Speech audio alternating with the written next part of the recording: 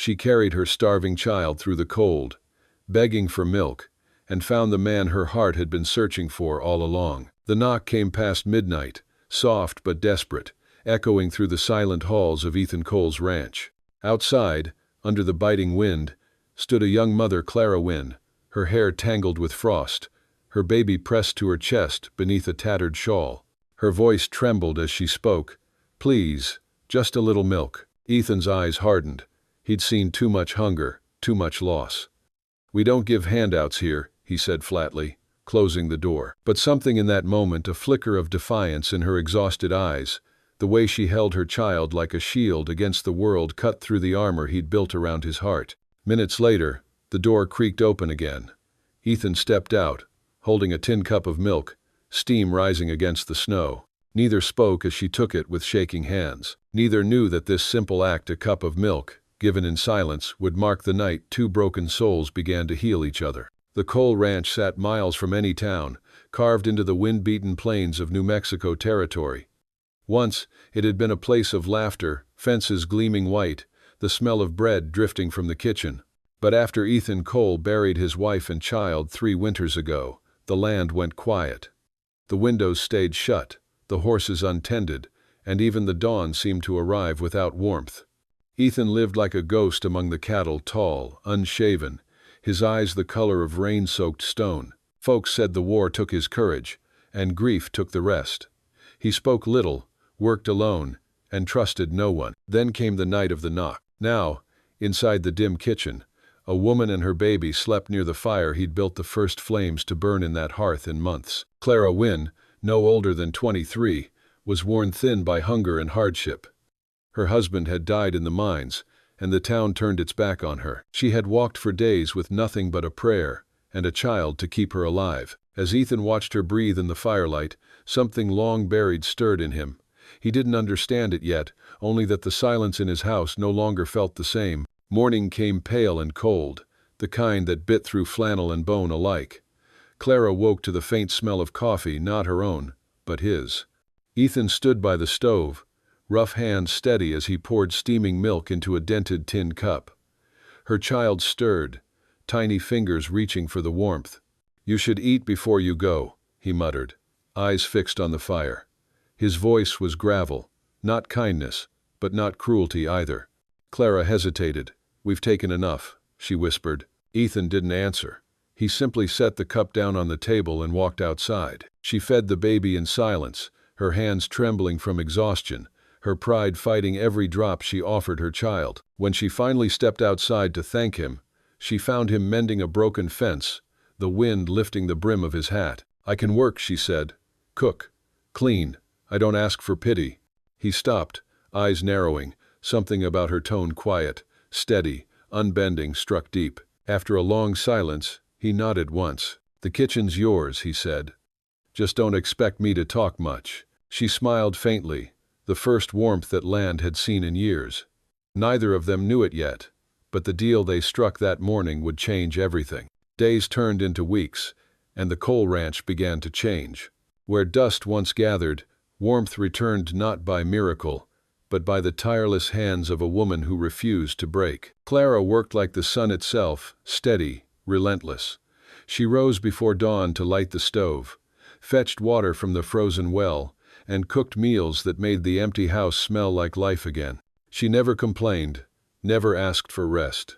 Her baby, Samuel, grew stronger by the fire, laughing softly when Ethan passed by. Ethan tried to keep his distance, but every day, he found himself watching her, the way her hair caught the light, the way she hummed old lullabies while scrubbing pots.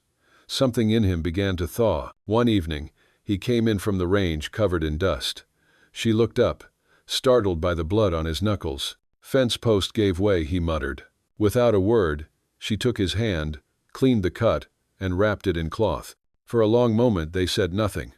But the silence wasn't empty anymore. That night, Ethan couldn't sleep. He walked out under the stars, the same ones he used to curse after his wife's death. Now they seemed different. The wind still howled, but he no longer felt alone. Yet peace on the frontier never lasted. By late spring, whispers started spreading, a woman seen living under a man's roof, unwed. Folks from the nearby town came with stares and judgment, their words sharp as knives. Clara endured it all, chin high, her pride unbroken. But Ethan saw the pain behind her quiet smile. One morning, as she hung laundry on the line, a rider appeared, a man in a dark coat with a cruel smirk. "Harlan Briggs," Ethan said under his breath, his hand instinctively falling near his holster. Clara froze. The color drained from her face. "Well now," Harlan drawled, swinging down from his horse. "Ain't this something? You owe me, Clara. You ran off before paying what's due." "She owes you nothing," Ethan said, stepping forward. Harlan laughed. "You think feeding her makes her yours? She was mine the day her husband took my money and died owing." Clara's voice broke. "You took everything from us. You sold my things, my house." "Business is business," Harlan cut in, sneering. "Now she can work it off. My wagon's waiting." Ethan's jaw tightened. "She's not going anywhere." "There." Harlan's smile turned cold. "Then maybe I'll collect from you instead." He reached for his gun. The next moment cracked the world open. Ethan's revolver cleared leather faster than breath, one shot, echoing across the valley. Harlan's gun dropped, and the man stumbled back, clutching his shoulder. "Get off my land," Ethan said, voice steady as steel. "And if you ever come near her again, you won't walk away." Harlan retreated, swearing vengeance as he rode off into the dust. Clara stood trembling, tears cutting through the dirt on her face. "You shouldn't have done that," she whispered. "I had to," Ethan said quietly. "I couldn't watch another good soul get taken." She stepped closer. "Why? You don't even know me." His eyes softened. "Maybe I don't. But I know what it's like to lose everything and wish someone had stood up for you." For a moment time stilled. Her hand brushed his arm, a small, uncertain gesture that meant more than words ever could. That evening, as the sun bled across the plains, Ethan fixed the broken fence she'd left behind. Clara came beside him, holding the lantern. Together, they worked in silence, the wind wrapping around them like an old hymn. From that night on, the world began to shift again, slowly, stubbornly, toward hope. But in the distance, dust rose on the horizon, the mark of a rider returning. Harlan Briggs wasn't done, and neither was fate. The next time Harlan Briggs came, he did not come alone. He brought two men with badges and cold eyes, and a folded paper gleaming with fresh ink. They rode up at noon when the sky was white and merciless. Chickens scattered. The wind pressed the grass flat as if the land itself meant to hide. Ethan stepped out first. Clara stood in the doorway with Samuel on her hip, the child's cheek tucked beneath her chin. The smell of bread had just begun to warm the kitchen. Harlan tilted his hat. The bandage at his shoulder showed beneath his coat. "Cole," he said, "I figured you'd want to do this proper." The older deputy swung down from his saddle and lifted the paper. "Clara Wynne," he called, voice bored by practice. "You're to answer a complaint regarding stolen assets tied to the Sable Ridge Mine payroll robbery. You'll come into town, ma'am." Clara blinked. I never." Harlan's grin was a knife. "Your late husband, Jesse Wynne, wasn't so late when he took the mine's silver. He owed me. When he died, that debt rolled onto you, sweetheart. You can pay it with your hands or your shame, but you will pay." Ethan's jaw tightened. "Put away the paper," he said to the deputy. "This is a land dispute dressed up as law." The younger deputy shifted, uneasy. The older one sniffed. "We ain't here to argue. There's a claim, and there's a warrant to bring her in for questioning." Boat. Clara's heart thudded against Samuel's back. The world turned muffled, distant. "Jesse," she whispered, a name like a door she'd nailed shut. "He died in the cave. Everyone said so." "Sure," Harlan said, rolling his shoulder with a grimace. "Just not before he crawled out with a bag he hadn't earned. He gave me collateral, promised me more. Then the ceiling fell in and, well, what a pity." Ethan stepped between Clara and the men. "She goes nowhere, without representation." His revolver stayed holstered, but the set of his shoulders said more than steel. "I'll ride with her." The older deputy studied Ethan, then nodded once. "Fine.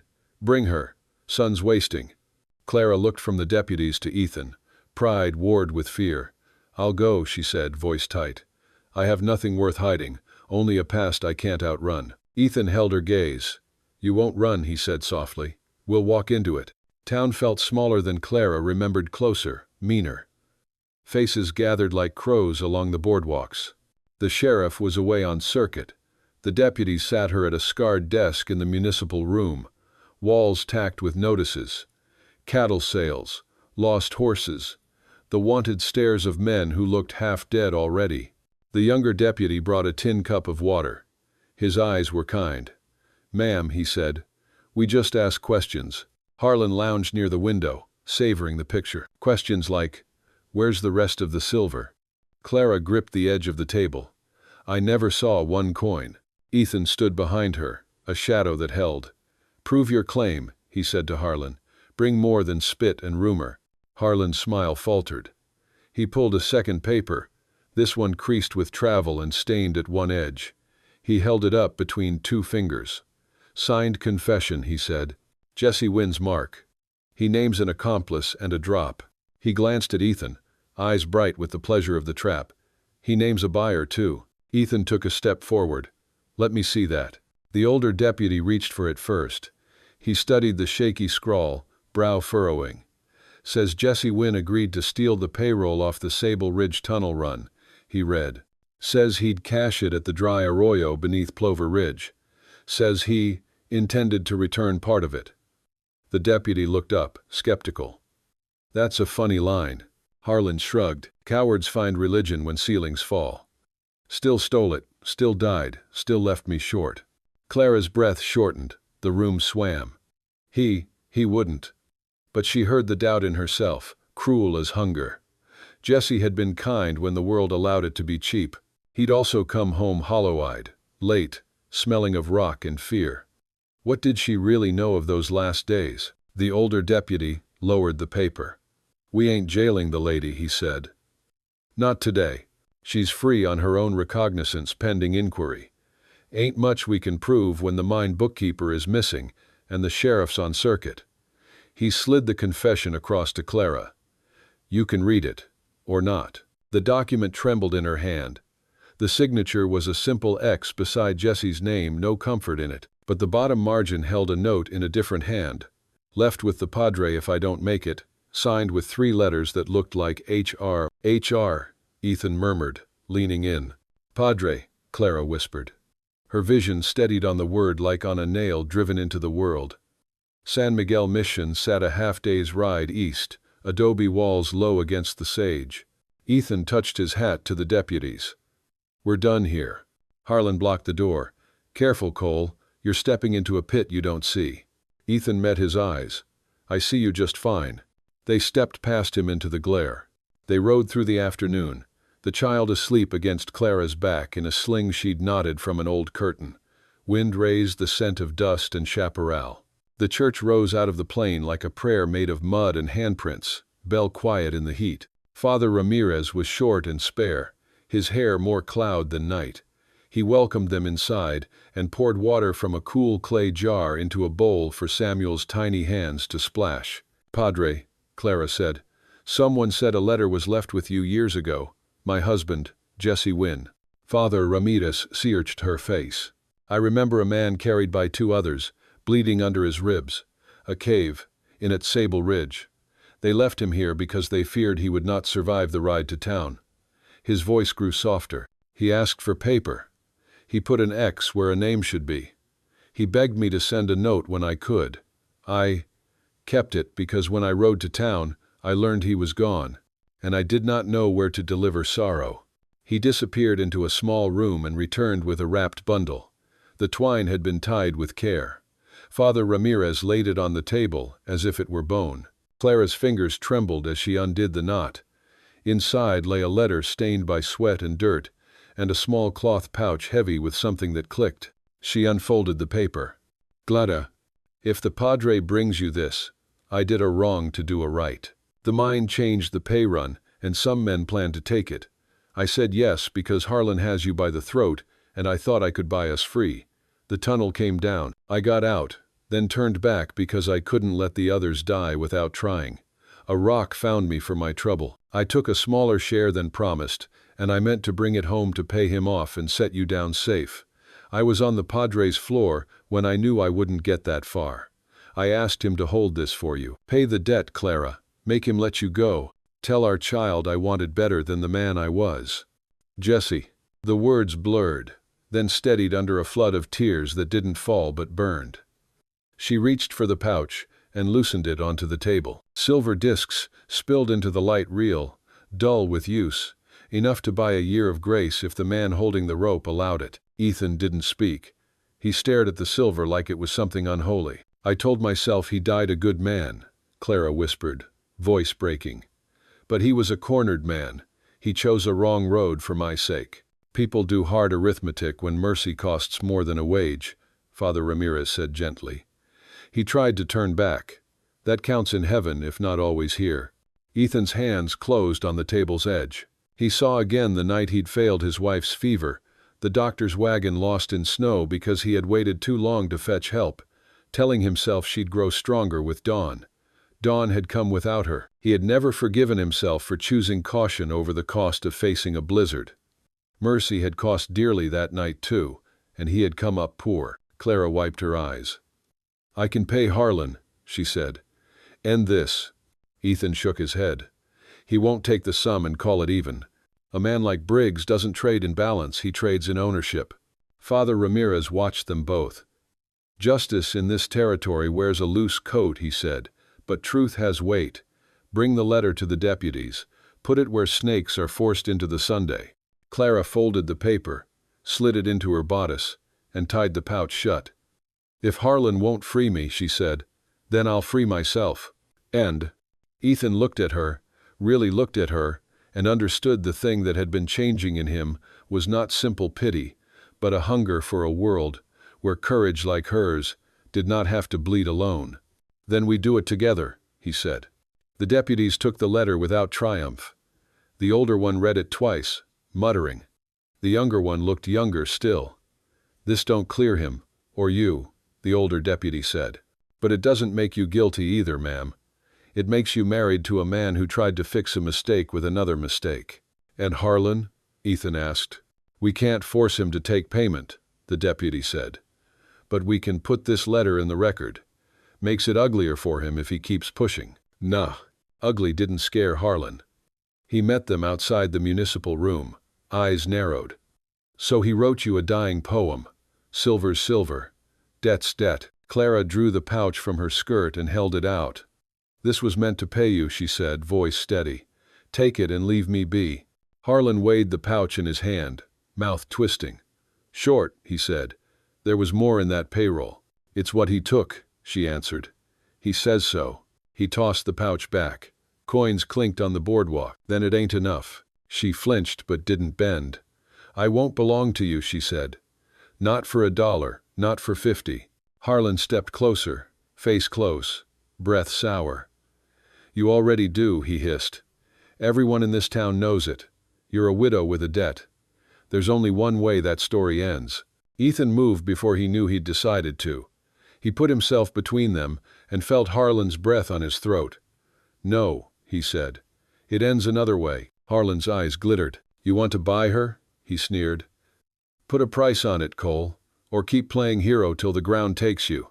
Not everything is for sale, Ethan said. Harlan barked a laugh. In New Mexico, everything is. Even God, if you bring enough silver. Then bring your price, Clara said, voice ringing in the street. The statement shocked even herself. Name it in front of the law, and I'll pay what we can prove no more. Murmurs rolled down the boardwalk. Curtains shifted in nearby windows. The deputies stepped to the edge of the street, hands near their belts. Harlan looked at the gathering eyes and judged the math. He forced a smile. I propose a fair settlement then, he said. The widow works for me 1 year and the debt's done. Or, he spread his hands. Or the gentleman rancher pays a gentleman's price 200 in coin. Today, 200 might as well have been a mountain. Ethan had cash enough to keep the ranch breathing and no more. He could sell cattle time he didn't have. He could mortgage land, invite wolves. He could ask pride to step aside. Or, Harlan added softly, enjoying the angle, he admits he ain't that kind of savior. Clara watched Ethan's face go still. She saw the weight gather on his shoulders like weather. She felt a strange thing, anger, not at him, but at a world that measured love and dignity with scales owned by men like Harlan. "No," she said, and surprised them all. "I won't let you pay it. I won't owe you that too." Ethan turned, startled. "Clara." She shook her head. "I won't be another grave you carry." Harlan's smile returned, thin and true. "Year of work then," he said. "We'll start at dawn." Clara met his eyes. "I will not spend one sunrise under your roof." "Then you'll spend it in the jailhouse till you change your mind," he said, triumph blooming. The younger deputy stepped in, flustered. "That's not enough," Ethan said, voice low. He looked at Clara. "Go home. Pack Samuel's things. Wait for me." She stared at him, a dozen protests catching in her throat. Something in his eyes, an old pain and a new fire, stilled her tongue. She nodded and walked away, jaw set. Ethan faced Harlan. "You'll have your money," he said. "Not because I fear you, but because I'm done letting the past pay for the present." Harlan's brows rose. "By supper time," he smirked. "Godspeed, Cole." Ethan rode like a man racing thunder. He cut south to the freight road, east to a rail spur, then back through draws only coyotes knew. He sold his last blooded stud to a trader who never asked why a man parted with beauty. He handed over his mother's silver locket to a pawn who smirked at sentiment. He knocked on a door he swore he'd never knock again, and asked an old friend to remember who he'd been before the blizzard. Pride fell from him like a worn coat. In its place came purpose. By dusk, he tied off his horse in front of the municipal room and walked into the light with a canvas bag that sang when it moved. Harlan counted with greedy fingers. Coins stacked in neat, condemning towers. "190, he said, eyes shining. "Short." Ethan laid down the locket. 200. His voice was calm. "And you write a release in front of witnesses." Harlan toyed with the locket, amused by the intimacy of victory. "You always were a sentimental fool," he said. He motioned to the deputy for paper. His pen scratched. "Paid in full," he said loudly, so the gathered would hear. He signed his name with a flourish and slid the page across the desk. "Pleasure doing business." Ethan didn't touch the paper. "Say it," he said. Harlan blinked. "Say what?" "That she owes you nothing." Harlan's lips thinned. He leaned close. "You can buy a signature," he whispered. "You can't buy the story people tell." Ethan smiled a small, terrible smile. "Watch me." He turned to the room, to the doors and windows and faces. "It's done," he said. "Whatever Jesse Wynne stole, he tried to return. Whatever Clara carried, she carries no more. You don't have to like it. You just have to leave her be." The older deputy lifted the release and stamped it with a blunt hand. "Recorded," he said. Harlan pocketed the locket like a trophy and sauntered out into the falling dark. The crowd thinned. The murmurs shifted, some cruel, some soft. Stories were already fraying at the edges, making room for another one. Ethan stood very still until the room emptied. He felt hollowed out, light-headed, not ruined, purged. He stepped into the street and found Clara there, Samuel asleep against her shoulder, a small bundle at her feet. The last gold of dusk gathered in her eyes. "You shouldn't have done it," she said, voice quiet but strong. "I had to," he answered. "Not to rescue you. To rescue the man I should have been before I lost everything." She studied him for a long breath. "You gave up your mother's locket," she said. "The one you told me you kept because it was the last honest thing left from your childhood." "I did," he said. "I can live without a piece of silver. I can't live with another regret." Her mouth trembled. "I told you not to carry another grave." He shook his head. "This isn't a grave. It's a door. Bend." Something opened between them then, quiet as a hand unclenching. The night smelled of dust and cooling iron and bread far away. Samuel snuffled in his sleep. She took a step closer. "There's still the letter," she said, and her voice broke on the word. "He wasn't the man I believed, or perhaps he was, just bent by fear. I don't know what to do with that." "Keep it," Ethan said. "Not to excuse him.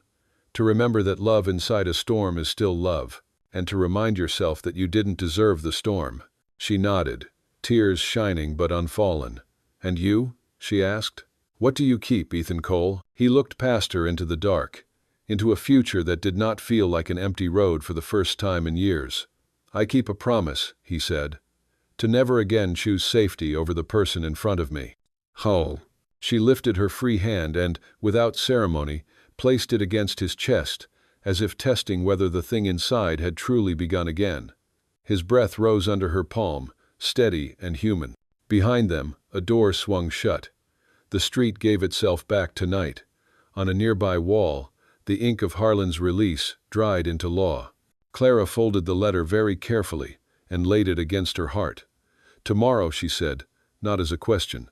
"Tomorrow," Ethan agreed. They walked toward the dark edge of town with the child between them, the road home unspooling like a ribbon the wind could tug but not take. Somewhere beyond, the Cole ranch waited with its empty windows and cold hearth, the kind of house that forgets its own shape until someone lives inside it again. Clara tightened her hold on Samuel and glanced up at the man beside her. He did not offer her promises. He had already given something harder and therefore truer a choice, made in the open, that changed not only her fate but his. The night carried their footsteps. Above them, a star winked alive in the kind of sky that forgives slowly but never stops trying. And in the quiet, as if the land itself had been holding its breath, a life began to turn. Spring came slow to the high plains. The frost melted from the fence rails first, then from the roofs, and finally from the heart of the land itself. By the time the wildflowers began to push through the dirt, the Cole ranch looked less like a ruin and more like a promise. Ethan rode the ridgeline at sunrise, watching the light spill across the pastures. He'd rebuilt most of the north fence, repaired the barn door, and sold just enough cattle to start over. But it wasn't the land that felt new. It was the sound of laughter drifting from the house below. Clara stood on the porch with Samuel in her arms, waving a rag to chase off a curious chicken. Her hair glowed in the early light, and her face, though still marked by hardship, carried peace. She hadn't spoken much about town since the day they left it behind. Neither had Ethan. Some things, once survived, are better buried under silence. At breakfast, she poured him coffee while Samuel smacked his small hands against the table, demanding crumbs of bread. The boy laughed when Ethan slid a crust his way, and the sound filled the kitchen like music. "You work too much," Clara said softly, brushing dust from his sleeve. He smiled faintly. "I've had worse habits." Her eyes lingered on him, the quiet kind that didn't need courage anymore. "You could rest tomorrow," she said. "Let the land breathe a day." That. He looked up, meeting her gaze. "If I stop, I'll start thinking." "Then think," she said. "You've earned it." Outside, the world was waking horses nickering, the creek running full again. Clara stepped to the doorway and breathed in the morning. There was no fear in her stance now, no shame, just a woman standing in her own story. Later, she found Ethan in the corral, trying to gentle a wild bay mare. The animal kicked and snorted, but his hands were patient, his voice low. Samuel clapped from the fence, squealing with delight every time the horse circled. Clara watched him for a long moment before speaking. "You're different when you talk to them," she said. "They listen," he replied. "People don't always." She smiled. "I do." He stopped then, turning toward her. The sunlight caught the scar at his temple, the one that never quite faded from an old fight, long before her. He stepped closer, dust rising beneath his boots. "You don't have to stay," he said quietly. "You've paid every debt more than once."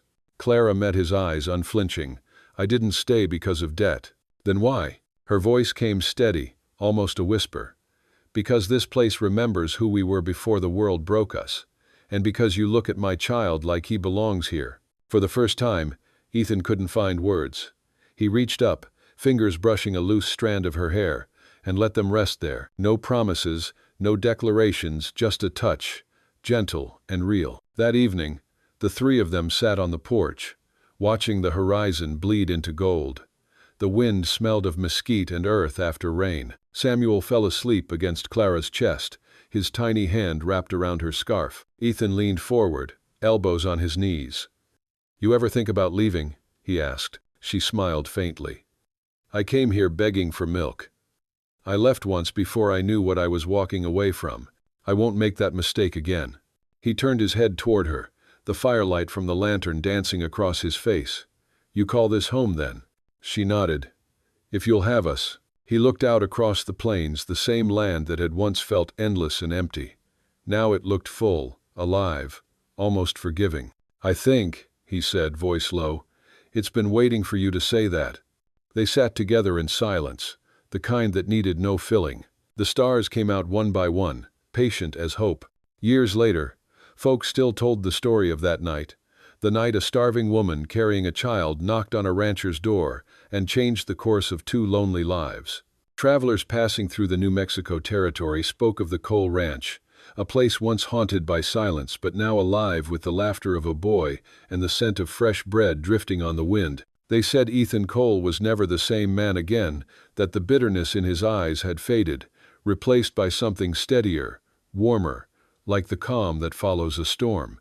Some evenings, neighbors would ride by and see him sitting on the porch, a child on his knee, a woman beside him, her scarf red against the dying light. They'd wave, tip their hats, and ride on because some stories didn't need retelling. They lived in the quiet proof of what was seen. Inside the house, Samuel, grown taller now, would beg for the story one more time. "Tell it again, Ma," he'd say, wide-eyed. Clara would smile. "It's not much of a story, love. Just a cold night, a cup of milk, and a man who remembered how to care." Ethan would glance at her, the corner of his mouth lifting. "That's all it ever took," he'd say. When the boy finally slept, they'd sit by the fire, the flames painting gold across their faces. Clara would rest her head on Ethan's shoulder, and he'd whisper almost to himself, "The night you came here, I thought I was helping a stranger, but it was me who needed saving." Outside, the wind swept gently through the prairie grass, carrying away the sound of old sorrow. The house creaked softly, not from emptiness, but from life. And so the legend went, that mercy once offered in silence can echo across years, turning hunger into hope and loss into something greater, redemption. Under the endless western sky, Ethan Cole and Clara Wynne found what neither had sought: not fortune, not forgiveness, but a home born from a single cup of milk and a second chance at love. If this story touched your heart, don't forget to like this video. Subscribe to the Western Trail for more tales of love, loss, and redemption under the wide western sky. And tell us in the comments what moment stayed with you the most.